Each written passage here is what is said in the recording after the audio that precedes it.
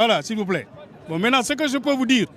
parce que c'est moi, mon confrère maître El Hadj Amadou Sall vous a dit que moi, je ferai une déclaration en français. Et lui, il se chargera de faire une déclaration en Wolof, en langue Wolof. Ce qu'il faut retenir, c'est que l'audition de Farba s'est déroulée dans d'excellentes conditions. En résumé, s'est déroulé dans d'excellentes conditions et Farba a répondu à toutes les questions qui lui ont été posées, aussi bien par le juge d'instruction que par le procureur qui a assisté à l'audition. Et cette audition s'est faite en la présence des avocats aussi de Farba. Il a été très à l'aise par rapport aux questions qui lui ont été posées et auxquelles il a apporté toutes les réponses adéquates.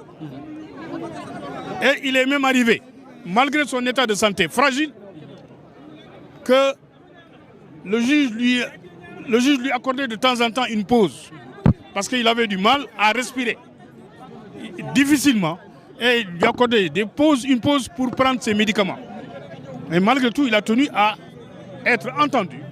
par le juge d'instruction sur les faits qui lui sont reprochés et que ce moment-là, il attendait il y a 10 mois de cela. Parce que depuis le 27 février 2025, il a été inculpé et placé sous mandat de dépôt. Donc c'était vraiment le jour J pour lui, pour qu'il soit mis au courant des faits qui lui sont reprochés, mais pour qu'il apporte aussi les réponses adéquates. Et ces réponses, il les a apportées dans la plus grande sérénité et dans la plus grande transparence. Nous sommes confiants par rapport à la suite de cette affaire, parce que nous estimons que les faits qui sont reprochés à M. Farba Ngom ne sont pas établis. Il n'y a pas de détournement de deniers publics dans ce dossier, ou en tout cas, aucune question par rapport à un détournement de deniers publics ne lui a été posée, aussi bien par le juge d'instruction que par le procureur. Donc le détournement de deniers publics n'est qu'une infraction chimérique qui a été ajoutée pour continuer à le maintenir en détention. Et son état de santé aussi est assez fragile. Et il se dégrade de jour en jour. Donc il est temps aujourd'hui que Farba puisse recouvrer la liberté. Et nous œuvrons dans ce sens-là en tant que ses conseils. Je vous remercie. Merci maître. waaw li ñu bëggoon wax rek ci ay adam yu gàtt mooy Farba tey juge bi déglu na ko ñuy wax ne fukki weer a ngi nii biñ ko téye dugal ko kaso tey lañ koy soog a laaj mu koy naqarlu nag ñun tamit ñun ay avocat ñu koy naqarlu waaye li ci am solo mooy biñ ko woowee laaj ko woo nañ ko ci anam yu leer lépp dal ci jàmm ñu laaj ko lañ koy laaj ci jàmm mu tontu ci jàmm lañ ko laaj lépp amul benn laaj buñ ko laaj boo xam ne bi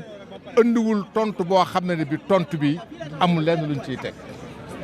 lañ ko laaj lépp tontu bu leer nañ la ci teg muy wax ne lépp day firndeel ne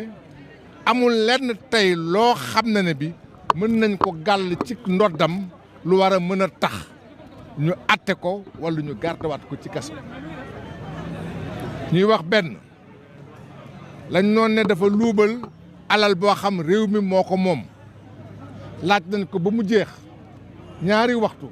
amul benn yoon boo xam ne bi laaj nañ ko alal joo xam daf ko luubal te alal boobu réew mi mu di alal réew mi kon loolu dañ ko ci génnee loolu bokk ci ñuy wax ne it bañ koy laaj lépp donte ne nag wérgu yaramam néew na tontu na waaye it wax dëgg neex yàlla juge bi it suñu toogee ba mu mat 30 minutes mu gis ne wérgu yaramam ak yaram wi neexul may na ko mu noppalu may na ko it mu jël ay garabam parce que metti woon na lool xam ngeen ne wérgu yaramam wàññeeku na bu baax a baax a baax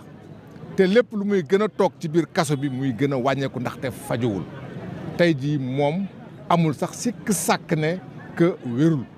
moo tax juge bi di ko may mu doon noppalu waaye loolu teewul it la mu waroon tontu yëpp mu tontu ko ñu jàpp ne ndegam lañ ko laaj lépp indi na ci ay tontu yu leer indi ay firnde yu leer ne lañ koy laaj dara teguwul ci yoon procureur laaj na ko lu mat waxtu